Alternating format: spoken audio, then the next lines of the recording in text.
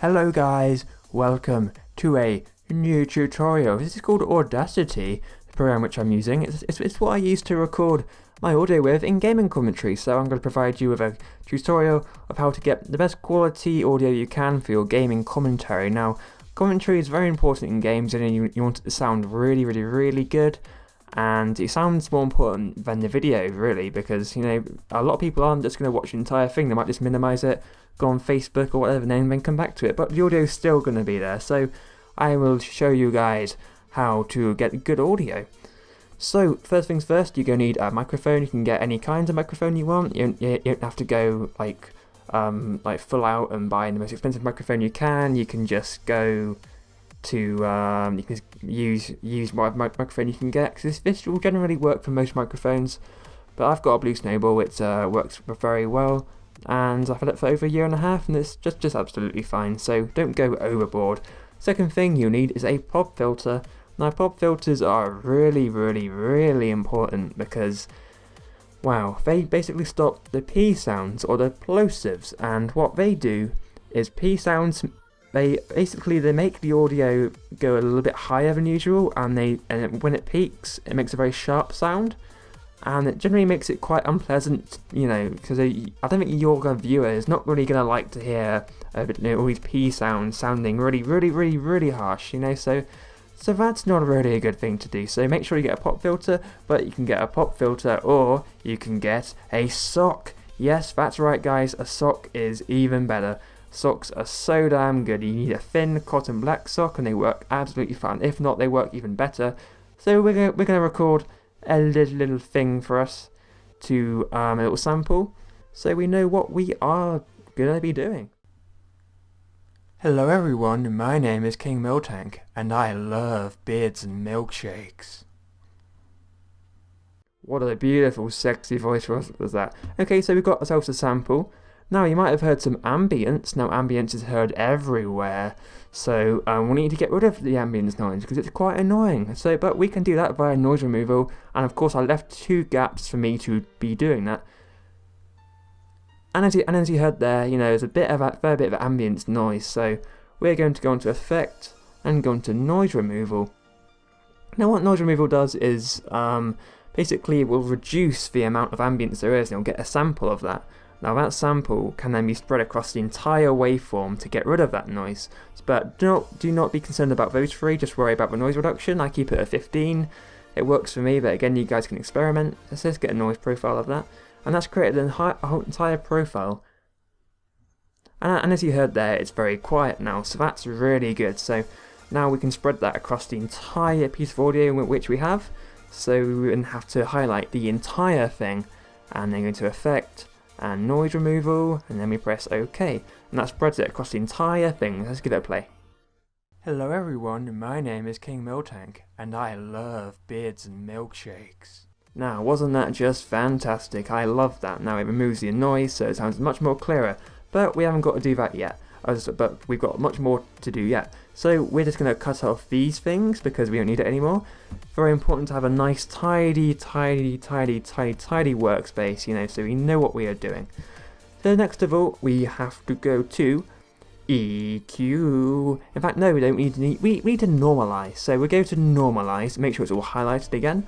And normalization, basically what it does is that it will bring the higher volume a little bit more lower, so it will be a bit more consistent. It won't make it necessarily as smooth, but it will just spread it out, so the higher volumes will get spread across the entire waveform. So it will increase the volume, but the higher frequencies won't be as harsh, so we'll press OK to that. Now, as you can see, it's a lot more higher, but that's because it's been spread through the whole thing, so it will make the lower frequencies a little bit more higher.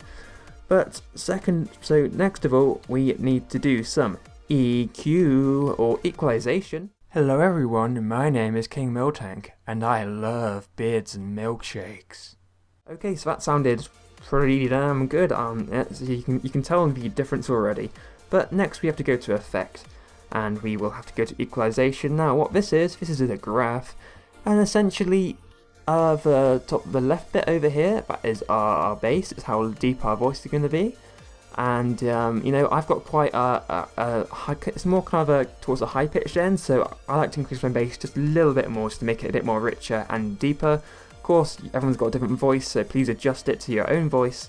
If you've got a more deeper voice, you know, deepen your bass. And I've got a nice curve running along there. It's just to equalize it all out, you know.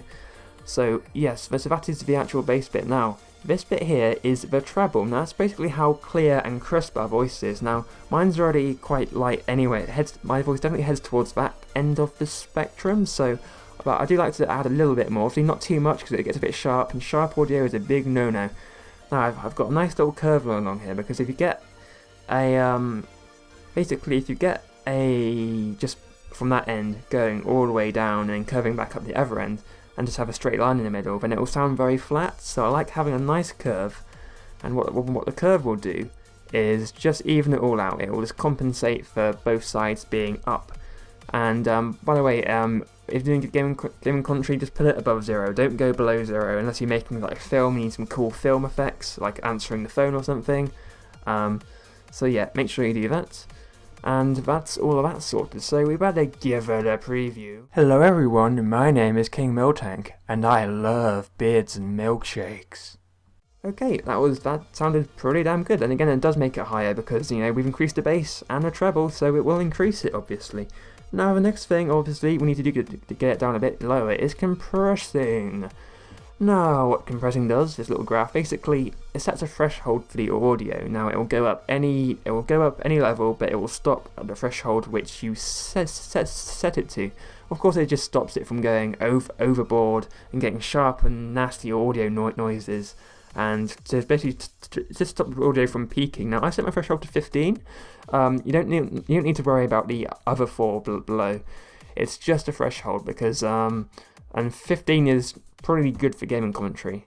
So, and let's give it another preview. Hello everyone, my name is King Miltank, and I love beards and milkshakes. Wonderful, wonderful, wonderful stuff. So we'll press OK to that.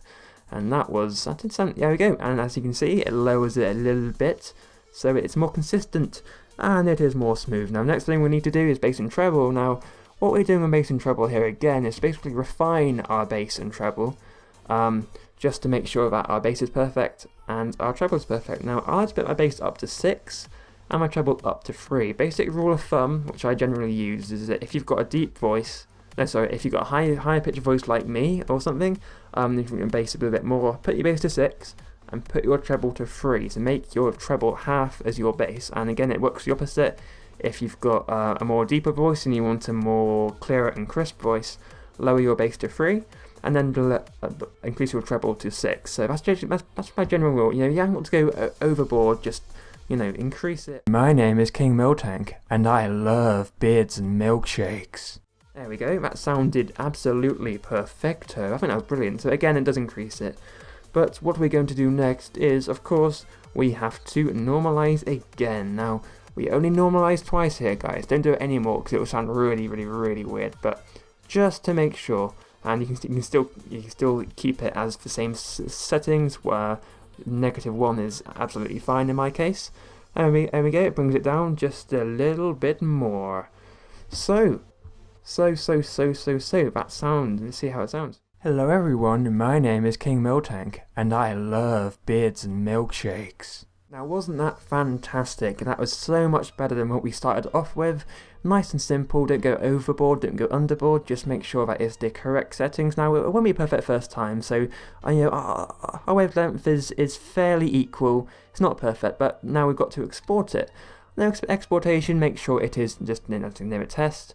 And the WAV is a waveform. We always use WAV in my opinion. It's industry standard, 16-bit. Don't do it as an MP3 because it actually lowers the quality, makes it a little bit lossy. So we put it up to WAV, and then we'll just save that. And it's very good. And make sure it is 4100 kilohertz for.